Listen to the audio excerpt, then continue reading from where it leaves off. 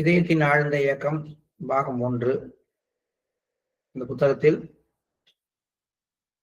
25 ஜூலை 2013 அன்று சென்னை மணப்பாக்கத்தில் தாஜி மாஸ்டர் வழங்கிய சொற்பொழிவினுடைய பகுதிகளை எளிமையாக வாழுங்கள் அப்படிங்கிற தலைப்புல படிச்சிட்டு இருக்கோம். அதனுடைய தொடர்ச்சியை இப்ப பார்ப்போம்.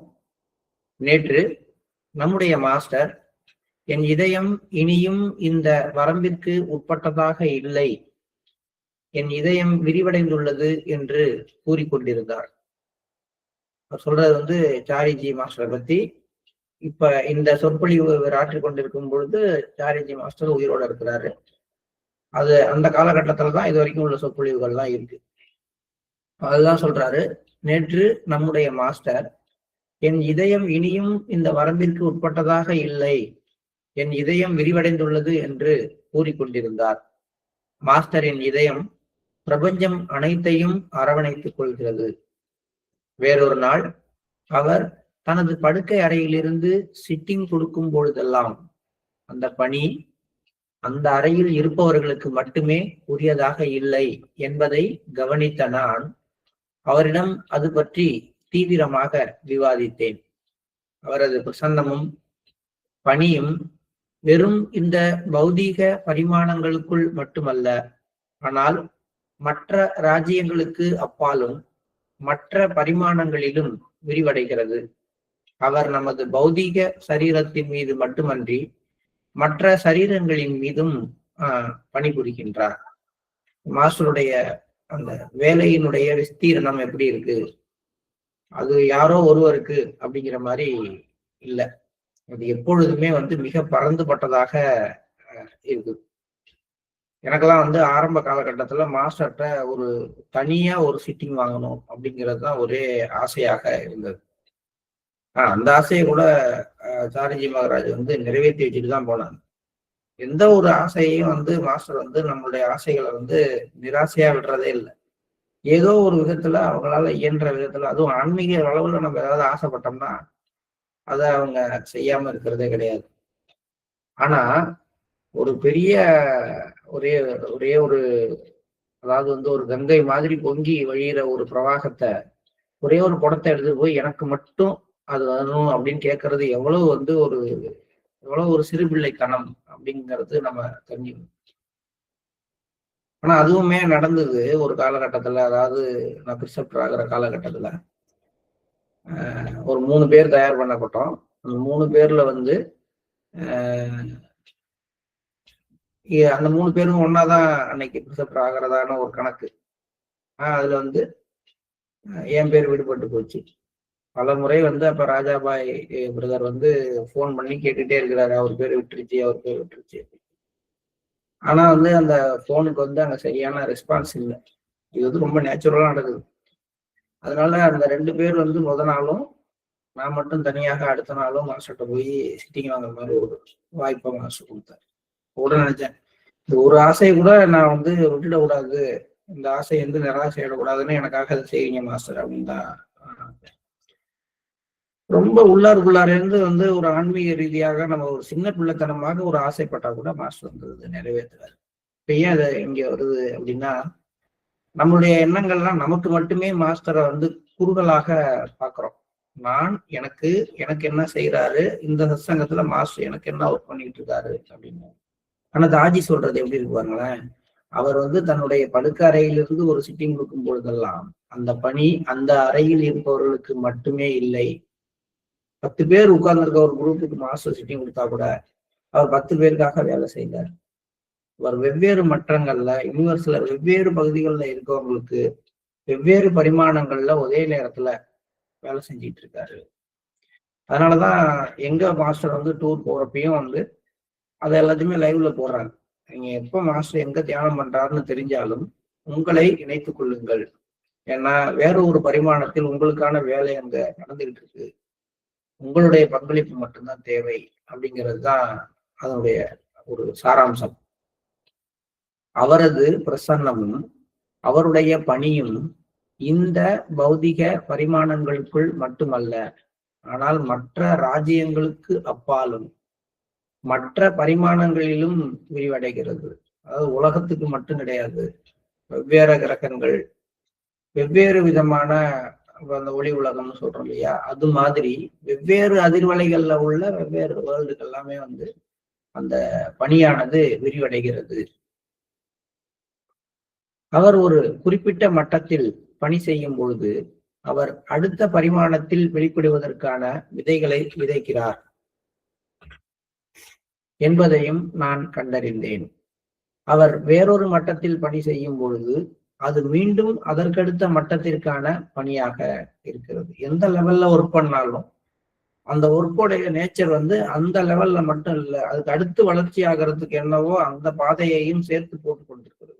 ஒருத்தரை இங்க தயார் பண்ணும் பொழுதே இதற்கு அடுத்த நிலைமைக்கான முன்னேற்பாடுகளையும் சேர்த்து செய்யறதா மாஸ்டருடைய பணியானது இருக்கின்றது. அதனால மாஸ்டருடைய பணியை வந்து இத்தனை பேருக்கு, இவங்களுக்கு, இதற்கு, இந்த நேரத்துக்குன்னு வரம்புக்கு உட்படுத்த முடியாது. அது வரம்பற்று எந்தவித எல்லைகளும் இல்லாமல் எல்லா மட்டங்களிலும் ஒரே நேரத்தில் ஒர்க் ஆகுது. அது தனது முழுமைத்தன்மையில் அந்த சிட்டிங் அவர் செய்யற வேலையினுடைய முழுமைத்தன்மை எப்படி இருக்குன்னா, இந்த எல்லையற்ற நிரந்தரம், இந்த ஒட்டுமொத்தமா விரிவி இருக்கிற இந்த சத்திய நிலையில் அங்கே இருக்கின்ற அனைத்தையும் அது அரவணைத்துக் கொள்கிறது. சொல்ற விதமே ரொம்ப அழகா இருக்கு. ஒரு சிட்டிங் கொடுக்கும் பொழுது மாஸ்டருடைய அந்த பணி, அவருடைய அந்த பிரம்மாண்டம், அந்த அவருடைய சூட்சும சரீரம் வச்சுக்கோமே, அது இந்த ஒட்டுமொத்த யூனிவர்ஸையும் அரவணைத்துக் கொள்கிறதுனா பாருங்க. அங்க இருக்கிற எல்லாத்தையும், ஒரு சின்ன உயிரினத்தை கூட அது மிஸ் பண்ணல. எல்லாத்தையும் ஏதோ ஒரு மட்டத்துல அது அரவணைத்துக் கொள்கின்றது. அதுவே மாஸ்டரின் பணி. ஆனால் நம்ம என்ன நினைக்கிறோம் அப்படின்னா, இப்படிப்பட்ட ஒரு விஸ்தீரணமான பரந்துபட்ட வேலை செய்யக்கூடிய ஒரு மாஸ்டரோட நம்ம இருந்த இடத்துல இருந்தே கனெக்ட் ஆகலாம். ஆனா நம்ம மாஸ்டர் கூட இருக்கணும், மாஸ்டரை பார்த்துக்கிட்டு இருக்கணும், மாஸ்டர் இருக்கிற ரூம்ல இருக்கணும், அந்த மாதிரி அளவுக்கு நம்ம ஆசைப்படுறோம். ஆனால் எந்த நேரமும் அவருடன் இருப்பதில் யாருக்கு தான் விருப்பம் இருக்காது?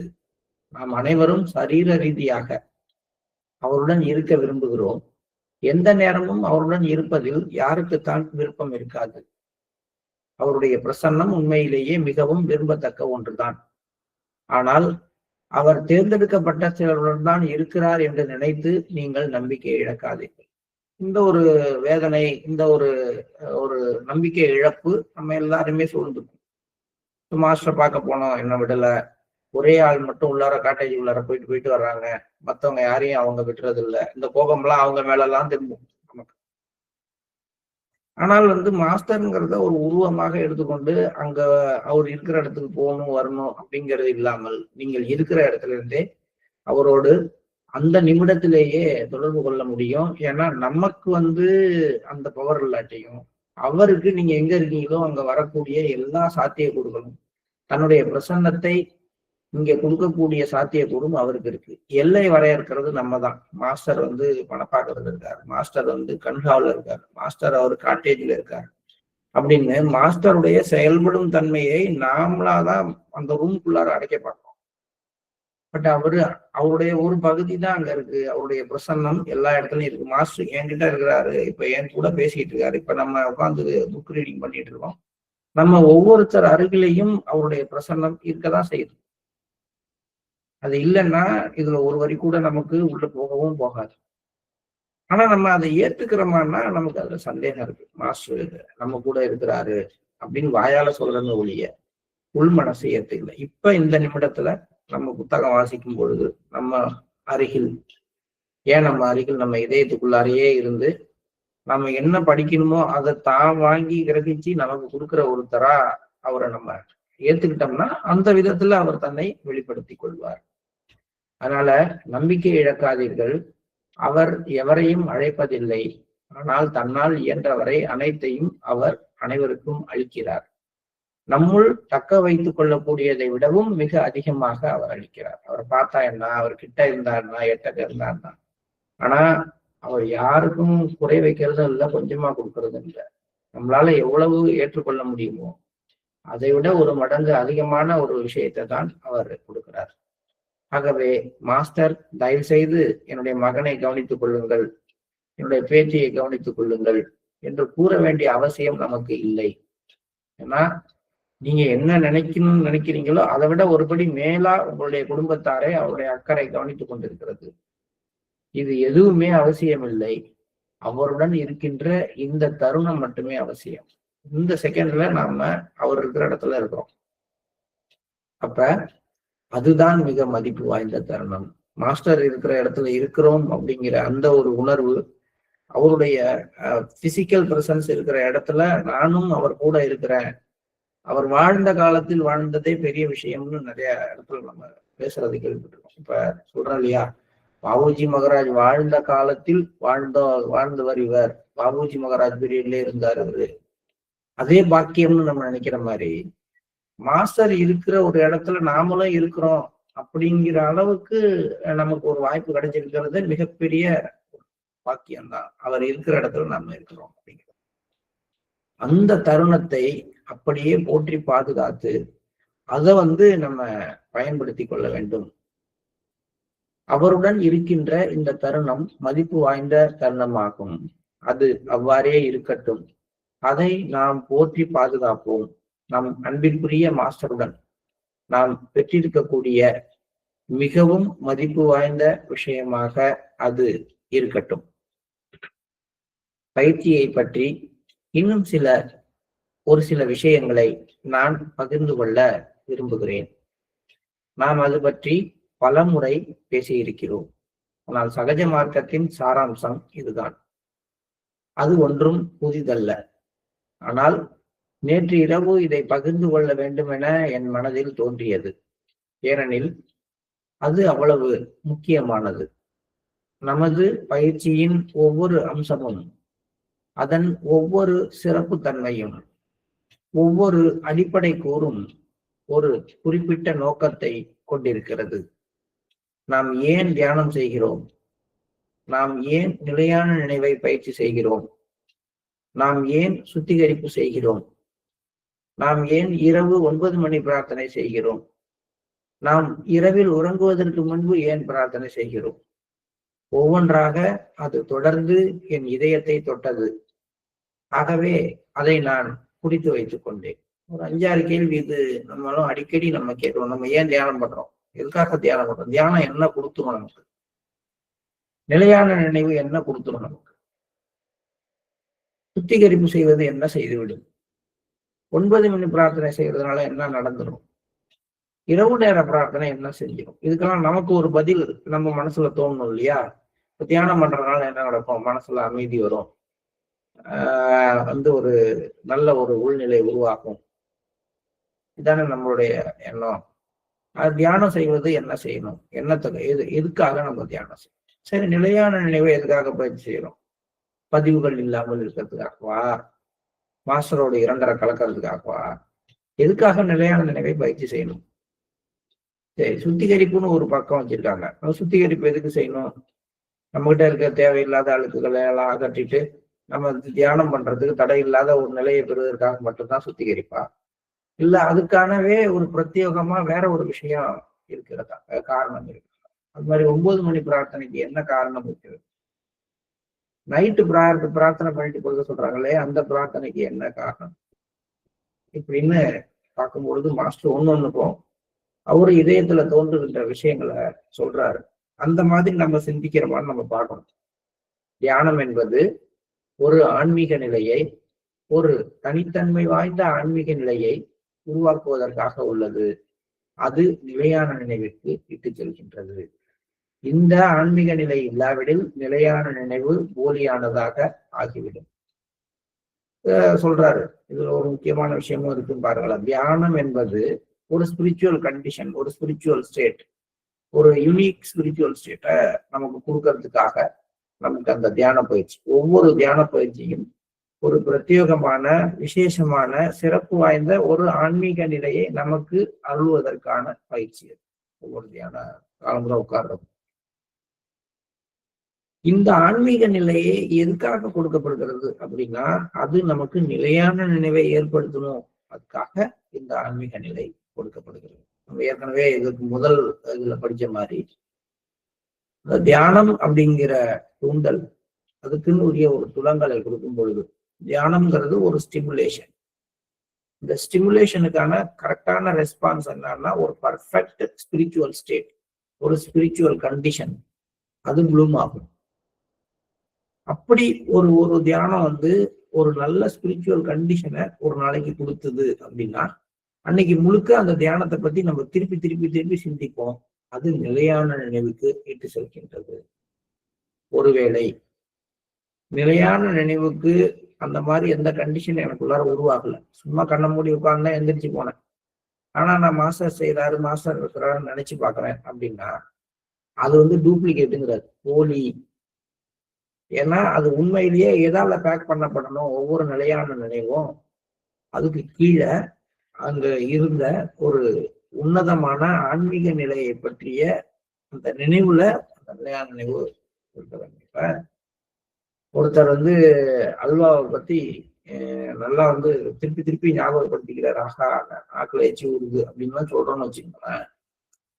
அவரு அல்வா சாப்பிட்டு அந்த டேஸ்ட் மனதுல நின்று அதை பத்தி நினைச்சு ஆகா அல்வா சாப்பிட்டா அது நல்லா இருக்கும் அப்படின்றப்ப உண்மையிலேயே பாத்தீங்கன்னா அந்த எண்ணம் நமக்குள்ளார அதுக்கான மெமரி எல்லாம் தூண்டி விட்டு அதுக்கான உமிழ் நீரை சுரக்க வச்சதுன்னா இது வந்து உண்மையான நிலையான நினைவு. ஒரு அது அல்வாவுக்கு நிலையான நினைவானா கேட்கக்கூடாது, ஒரு எக்ஸாம்பிளுக்காக வர. ஆனா அப்படி இல்லாம அல்வாவே சாப்பிடாத ஒருவர் அல்வா அப்படி இருக்கும், அல்வா இப்படி இருக்கும், அல்வா தான் நல்லா டேஸ்ட் அப்படின்னு அடிக்கடி நினைச்சு பார்த்து நான் அல்வாவை பற்றி நிலையான நினைவுல இருக்குன்னு சொன்னார்னா அவர் சொல்லிக்கிட்டு தான் இருக்கலாம், வாயில எச்செல்லாம் ஊறாது. ஏன் ஊறாது? ஏன்னா அவர் அதுக்கு முன்னாடி அதை டேஸ்ட் பண்ணல, அது அவருடைய மெமரி செல்ல போய் உள்ளார போய் பதியல, அந்த பதியப்பட்ட மெமரி ரீகால் ஆகல. அப்படி ரீகால் ஆகாததுனால அது எந்த விதமான சுரப்பிகளையும் உள்ளுக்குள்ளார தூண்டல. இதுதானே. இது அப்படியே தியானத்துக்கு எடுத்துட்டு வரும்.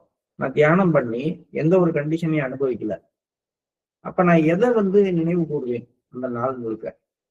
ஒரு புது கண்டிஷனை அனுபவிக்கிறேன், ஆகா இந்த மாதிரி ஒண்ணு அனுபவிச்சதே இல்லையே, இது மாஸ்டர் தான் கொடுத்தாரு அப்படின்ற ஒரு ஃபீல் வந்ததுக்கு அப்புறம் அன்னைக்கு ஃபுல்லா அந்த கண்டிஷனும் அதை கொடுத்தவரும். ஒரு காதலன் வந்து ஒரு காதலிக்கு ஒரு கிஃப்ட் கொடுக்குறான்.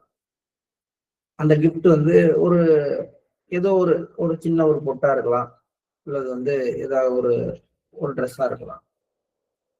அது அவன் கொடுத்து அந்த ட்ரெஸ் அன்னைக்கு ஃபுல்லா அணிந்து கொண்டு அந்த ட்ரெஸ்ஸை பார்க்கும் பொழுதெல்லாம் அவன் ஞாபகம் வந்ததுன்னா அது காதல். அவனும் எதுவுமே கொடுக்கல, நம்மளாவே ஒரு ஒரு பொருளை எடுத்துட்டு இது என்னோட காதலனோடது, இது என் காதல் நினைவை கொடுக்கறதுன்னு சொல்லிட்டு இருந்தா உண்மையிலேயே காதல் வரும். அதே மாதிரிதான் ஒரு நிலையான நினைவு அப்படிங்கிறத ஏற்படுத்துற மாதிரி ஒரு கண்டிஷன் கிரியேட் ஆகணும். அதுதான் வந்து தியானத்துடைய அடிப்படை அப்படிங்கிற. தியானம் என்பது ஒரு ஆன்மீக நிலையை, ஒரு தனித்தன்மை வாய்ந்த ஆன்மீக நிலையை உருவாக்குவதற்கான பயிற்சி. அந்த மாதிரி இருக்கணும் ஒரு தியானம். அந்த தனித்தன்மை வாய்ந்த ஆன்மீக நிலை அன்னைக்கு முழுவதும் நம்மளை அதை பத்தி அசைப்போட அதை பத்தி நினைச்சு பார்க்க வைக்கணும். இந்த ஆன்மீக நிலை இல்லாமல் ஒருத்தர் நிலையான நினைவை பிராக்டிஸ் பண்ணும் பொழுது அது போலியானதாக ஆகிவிடும். நேற்று நான் சிலரிடம் வேடிக்கையாக கூறிக்கொண்டிருந்தேன், சகோதரரே, ஒரு ஆன்மீக நிலையை பராமரிப்பதை பற்றி நினைப்பதற்கு முன் முதலில் நீங்கள் ஒரு ஆன்மீக நிலையை பெறுங்கள் என்றேன். How to maintain my spiritual condition. அப்ப இருந்தாதானே பராமரிக்க முடியும். ஒரு காரை எப்படி பராமரிக்கிறது அப்படின்னு ரொம்ப சிந்திச்சுட்டு வீட்டுக்கு போய் பார்த்தா சைக்கிளே இல்லாத வீடு. சைக்கிளே இல்லாத வீட்டுல ஒருத்தர் இருந்துகிட்டு நான் வந்து காரை டெய்லி காலம்புற தொடச்சி அதுக்கு வந்து இந்த வாட்டர் வாஷ் பண்ணி உள்ளுக்குள்ளார எல்லாத்துக்கும் உள்ளாரெல்லாம் வந்து ஏர் ஃப்ரெஷ்னர்லாம் அடிச்சு அப்படின்னு யோசனை பண்ணா எப்படியோ அது மாதிரிதான் தியானம் பண்ணி ஸ்பிரிச்சுவல் கண்டிஷனே கிரியேட் பண்ணிக்காம மாஸ்டரை பத்தி நினைக்கிறேன்னு சொல்றது வந்து ஒரு போலியான விஷயம். அதனால சொல்றாரு, ஒரு ஆன்மீக நிலையை பராமரிப்பது பற்றி நினைப்பதற்கு முன் முதலில் ஒரு ஆன்மீக நிலையை பெறுங்கள். அதை எப்படி பெறுவது? சின்சியரான பிராக்டிஸ் மூலமாக, முழுமையான தயாரிப்போடு தியானத்துல உட்கார்றதன் மூலமாக, தியானத்துல உள்ள போய் மாஸ்டர் கொடுக்கறத திறந்த இதயத்தோடு ஏற்றுக்கொள்வதன் மூலமாக ஒரு ஆன்மீக நிலையை பெறுங்கள். பெற்ற ஆன்மீக நிலையை அன்று முழுவதும் வந்து தக்க வைத்துக் கொள்ள அப்புறம் முயற்சி பண்ணணும். முதல்ல வாங்குங்க, அப்புறம் அதை வந்து தக்க வைத்துக் கொள்றதை பத்தி பார்க்கலாம். அப்படின்னு சொல்றாரு. இதை வந்து நம்ம கலோக்கியல் லாங்குவேஜ்ல ஒரு பழமொழி சொல்லுவாங்க, முதல்ல அத்தைக்கு மீசை முளைக்கட்டும், அப்புறம் அவங்கள சித்தப்பான்னு கூப்பிடலாம். ஏன்னா இது இந்த பழமொழி பெரியவங்களுக்கு எல்லாம் தெரியும், கொஞ்சம் புதுசா இருக்கவங்க கொஞ்சம் சின்னவங்க கேட்டாங்கன்னா தெரியாது இல்லையா. அத்தைக்கு மீசைக்கு சித்தப்பாவுக்கு என்ன அப்படின்னு கேட்பாங்க இல்லையா. அப்பாவுடைய தங்கச்சியை வந்து அத்தான்னு சொல்லலாம், அப்பாவுடைய தம்பிய சித்தப்பான்னு சொல்லுவோம். இப்ப அப்பாவுடைய தங்கச்சின்னு ஒருத்தர் நினைச்சுக்கிட்டு இருக்கோம், அவரை வந்து நான் வந்து சித்தப்பான்னு கூப்பிட முடியாது. ஒருவேளை அவருக்கு மீசா முளைச்சதுன்னா ஓஹோ இவங்க ஆம்பளை அதனால சித்தப்பான்னு சொல்றோம். ஒரு பழமொழி அழகா அடிக்கடி சொல்லுவாங்க, அத்தைக்கு மீசை முளைத்தால் அதன் பிறகு அவங்கள சித்தப்பான்னு கூப்பிடலாம். அது மாதிரி உங்களுக்கு ஆன்மீக நிலைன்னு ஒண்ணு வந்தால் அதுக்கப்புறம் நிலையான நினைவை பத்தி நம்ம பேசலாம் அப்படிங்கிறது மாதிரியான ஒரு இது வந்து மாஸ்டர் சொல்லல. ஒரு ஒரு சாதாரண லாங்குவேஜ்ல அடிக்கடி நம்ம சொல்ற வார்த்தை மாதிரி இது இருக்கு. முதலில் உங்களுக்கு ஒரு ஆன்மீக நிலையை நீங்கள் பெறுங்கள், அதன் பிறகு அதை தக்க வைத்துக் கொள்ளுங்கள் என்றேன். அதை வேடிக்கையாக கூறினாலும் அது ஒரு தீவிரமான விஷயமாகும். மாஸ்டரிடமிருந்து ஒரு ஆன்மீக நிலை என்ற பரிசை நாம் பெறுவதற்கு ஒரே ஒரு வழிதான் இருக்கு. போய் மாஸ்டர்கிட்ட நின்று வணக்கம் போட்டு அவர் குட் மார்னிங் கொடுத்து அவரோட 1/4 மணி நேரம் பேசி அப்படியெல்லாம் ஒரு ஆன்மீக நிலையை பெற முடியாது. அதற்கான ஒரே ஒரு வழி, தியானத்தின் போது திறந்த இதயத்தோடு அதனுடன் ஒன்று கலப்பதுடன் அந்த நிலையை நாம் எங்கு சென்றாலும் விடாது பற்றி கொண்டிருப்பதே எனலாம். இப்போ ஒரு விஷயத்த கொடுக்குறாரு மாஸ்டர் அப்படின்னா அதுக்கு ஒரே வழி, அதை வாங்கிக்க ஒரே வழி, நீங்க மெடிடேட் பண்ணணும், ஓப்பன் ஹார்ட்டடா மெடிடேட் பண்ணணும். அப்ப என்ன கிடைக்குதோ அது ஒரு சின்ன பொறியாக இருந்தாலும், அதாவது 1 மணி நேர தியானத்துல ஒரே ஒரு செகண்டு ஒரு அற்புதமான உணர்வு வந்தாலும் மிச்சம் எல்லாத்தையும், மிச்சம் 3559 செகண்டை பத்தி கவலைப்படாம அந்த ஒரு செகண்டை போற்றி பாராட்டி, எப்ப பார்த்தாலும் இன்னைக்கு தியானத்துல எனக்கு ஒரு செகண்ட் வந்து மாஸ்டரை பத்தி உணர்வுல நான் அப்படியே தகித்தேன் அப்படிங்கிறத மட்டும் எடுத்துக்கிட்டு அதை அன்னைக்கு ஃபுல்லா திருப்பி திருப்பி யார் ஒருத்தன் நினைச்சு பாக்குறானோ, அட ஒரு சின்ன விஷயத்த இவ்வளவு போட்டி பாதுகாக்கிறானே, இவனுக்கு ஒரு நிமிஷம் அந்த மாதிரி ஒரு உணர்வை கொடுக்கணும் மாஸ்டருக்கு என்னவும். நம்ம என்ன பண்ணுவோம்னா ரொம்ப ஜென்டிலா பெரும்பாலும் வந்து அந்த மாதிரியான சூட்சுமமான விஷயங்கள் தியானத்துல வர்றதை அவாய்ட் பண்ணிட்டு அங்க இருக்கிற குப்பையை பற்றி தான் பேசுவோம். இப்ப ஒரு நீங்களே ஏதோ ஒரு பொருளை தேடி எடுக்கிறீங்க, ஒரு ஒரு புதையல் தேடுறீங்க, ஒரு பெரிய ஏரியாவை தேடி ஒரு காசு எடுக்கிறீங்க. அந்த ஏரியா வந்து ஒரு 100 ஸ்கொயர் மீட்டர் இருக்கும். அது ஃபுல்லா தேடி அலைஞ்சி அதுல நடுப்புற சின்னதா ஒரு 3 ஸ்கொயர் சென்டிமீட்டர் உள்ள ஒரு காசை, தங்க காசை எடுத்தா நீங்க என்ன பண்ணீங்கன்னு கேட்டா நான் 3 ஸ்கொயர் மீட்டர் தேடணும்னு சொல்லுவீங்களா, அல்லது 3 ஸ்கொயர் சென்டிமீட்டர் உள்ள ஒரு தங்க காசை எடுத்தேன்னு சொல்லுவீங்களா? பார்த்தா அவ்வளவையும் விட்டுட்டு அதுல மதிப்பு மிக்கதான அதை எடுத்துக்கொண்டுதான் நம்ம பேசுவோம் இல்லையா. அது மாதிரி ஒரு மெடிடேஷன் முழுக்க நீங்க நம்ம திருப்பி திருப்பி நமக்கு என்ன பிரச்சனைனா, நான் உட்காடுறேன் எனக்கு ஒண்ணுமே தெரியல, நான் உட்காடுறேன் எனக்கு ஒண்ணுமே தெரியல அப்படின்னு நம்ம சொல்லும் பொழுதெல்லாம் நம்ம என்ன நினைக்கிறோம் அப்படின்னா, தியானத்துல உட்காந்து கண்ணை மூணுல இருந்து வெளியில வர்ற வரைக்குமே அப்படியே அதுலயே எல்லாமே அப்படி கிடையாது. அதுல வந்து ஒரு பெரிய டிராவல் பண்ணுவோம். அதுல ஒரு ஃபிராக்ஷன் ஆஃப் செகண்ட் மட்டும்தான் ரொம்ப உன்னதமான ஒரு நிலையை போய் டச் பண்ணிட்டு வருவோம். அந்த ஒரு செகண்ட் அல்லது 10 செகண்ட் உள்ள அந்த உணர்வை கரெக்டா கேட்சப் பண்ணி இருக்கிறதுலயே ஹையஸ்ட் இதுதான் அப்படின்னு இருக்கணும். எண்ணங்களா இருந்துச்சுங்க அப்படின்னு சொல்லிட்டு தியானத்துல இருந்து உட்காருவாங்க. வந்து எந்திரிச்சோன்ன ஒரே எண்ணங்கள்ங்க, என்னால முடியல அப்படின்னு அப்படியே அவங்கள்ட்ட பேச்சு கொடுத்துட்டே வந்தா எதை பத்திலாம் நினைச்சீங்க அப்படிங்கிறப்ப நிறைய சொல்லிட்டே வர்றப்ப அப்படியே நடுப்புற சொல்லுவாங்க. அது நடுப்புற கொஞ்ச நேரம் வந்து நானும் மாஸ்டரும் வந்து ஒருத்தரோட ஒருத்தர் பேசிக்கிற மாதிரி ஒரு எண்ணம் வந்துச்சுங்க, அந்த ஒரு நிமிஷம் மட்டும் வந்து மாஸ்டர்கிட்ட நான் இதெல்லாம் கேட்கிறேன், அவரு எனக்குன்னே பதில் சொல்றாரு அப்படின்னு சொல்லுவாங்க. சும்மா ஒரு எடுத்துக்காட்டுக்கு சொல்றேன். இப்ப அந்த தியானம் முழுக்க 1000 எண்ணங்கள் வந்ததுல நான் சொல்ல வேண்டியது, நான் 1 நிமிடம் என் இதயத்துல மாஸ்டரோடு ஒரு கலந்துரையாடல் செய்யற மாதிரியான ஒரு உணர்வை பெற்றேன். இதுதான். இது வந்து எவ்வளவு நேரம் இருந்திருக்கும், அந்த ஒட்டு மொத்தத்துல ஒரு 5 செகண்ட் இருந்திருக்கும். இதை போற்றி பாதுகாத்து பேணி வளர்த்து இதை பத்தி டைரியில எழுதி இதை அன்னைக்கு ஃபுல்லா நினைச்சு பார்க்கணும். ஆகா இன்னைக்கு நான் தியானத்துல உட்காரும் பொழுது மாஸ்டரோட இதயத்துல ஒன்னா உட்காந்து பேசுற மாதிரி ஒரு ஃபீல் இருந்துச்சு. அது ரொம்ப நல்லா இருந்துச்சு. அந்த செகண்ட் மாஸ்டரோட ஒரு பிரசனை இதயத்துல இருந்துச்சு அப்படின்னு எவன் சிந்திச்சு பாக்குறானோ இப்போ அது மாஸ்டர்கிட்ட இருந்து மேலும் பரிசுகளை நமக்கு வழங்கும். அதுதான் சொல்றாரு, மாஸ்டரிடம் இருந்து ஒரு ஆன்மீக நிலை என்ற பரிசை நாம் பெறுவதற்கான ஒரே வழி தியானத்தின் போது திறந்த இதயத்துடனும் அதனுடன் ஒன்று கலப்பதுடன் அந்த நிலையை நாம் எங்கு சென்றாலும் விடாது பற்றி கொண்டிருப்பதன் மூலமும் எனலாம். அது வழியாதான் ஒரு ஆன்மீக பரிசை நாம் பெற முடியும். அதே மாதிரி நிலையான நினைவு எதுக்காக அப்படின்னு கேட்டா, பதிவுகள் இல்லாத ஒரு வாழ்க்கைக்காக, மாஸ்டரோட இரண்டரை கலப்பதற்காக, ஆன்மீக முன்னேற்றத்துக்காக அப்படின்லாம் சொன்னாலும் கூட எக்ஸாக்டா நிலையான நினைவு என்னத்தை கொடுக்கணும்னு கேட்டா அன்பை வளர்க்க வேண்டும். அவ்வளவுதானே. யாரை பத்தி அடிக்கடி நினைக்கிறோமோ அவங்க மேல நமக்கு அன்பு வளரணும். யார் மேல நமக்கு அன்பு வளருதோ அவங்கள பத்தி நம்ம அடிக்கடி நினைக்க ஆரம்பிப்போம். இது ரெண்டும் வயசு வருஷம் அவனோட ஒண்ணு தொடர்ந்து பயணம் பண்ற ரெண்டு விஷயங்களாக இருக்கும்.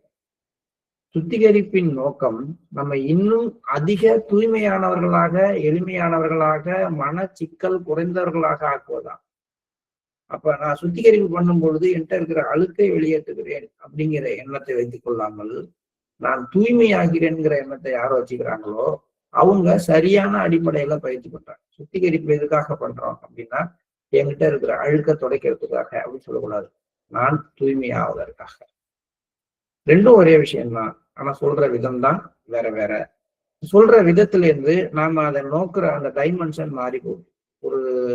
ஒரு நல்ல ஒரு சுத்திகரிப்பின் மூலமாக நான் மேலும் தூய்மையாக, சிக்கலற்றவனாக, எளிமையாக மாறிக்கொண்டிருக்கிறேன். சுத்திகரிப்பு எதுக்கு சார் பண்ணணும்? மேலும் மேலும் தூய்மையாகவும் எளிமையாகவும் மாறுறதுக்காக பண்ணணும். பிரார்த்தனை எதுக்காக பண்ணணும்? சமத்துவத்துக்கு, சகோதரத்துவத்துக்கு, ஒற்றுமைக்காக பண்ணணும். உறங்குவதற்கு முன் செய்யப்படுற பிரார்த்தனை எதுக்காக பண்ணணும்? நம்ம இதுக்கு நிறைய காரணங்கள் சொல்லுவோம். மாஸ்டர் ஒரே ஒரு காரணம் தான் சொல்றாரு, நீங்க அங்க எந்த அளவுக்கு மன்றாடி மாஸ்டருடைய பிரசன்னத்தை உணர்ந்து உங்களை சமர்ப்பிக்கிறீங்க அப்படிங்கிறத பொறுத்துதான் அந்த பிரேயர். உங்க வாசகங்களோ, நீங்க என்ன பாவம் செஞ்சீங்களா செய்யலையா, அதெல்லாம் கேள்வி கிடையாது. அங்க பணிவு, அதுதான் அந்த பிரார்த்தனையில நாம பெறுகின்ற ஒரு நிலையாக இருக்க வேண்டும். ஆகவே நாம் எதில் ஆரம்பித்தோமோ அதற்கே மீண்டும் வருகிறோம். அவர்கள் நமக்கு அளிக்கக்கூடிய அனைத்தையும் பெற்றுக்கொள்ள இடமளிக்கின்ற அந்த பணிவு, அந்த வெற்றிடம். பணிவு இல்லாவிடில் அவர்கள் அளிக்கின்ற அனைத்தும் வழிந்தோடிவிடும்.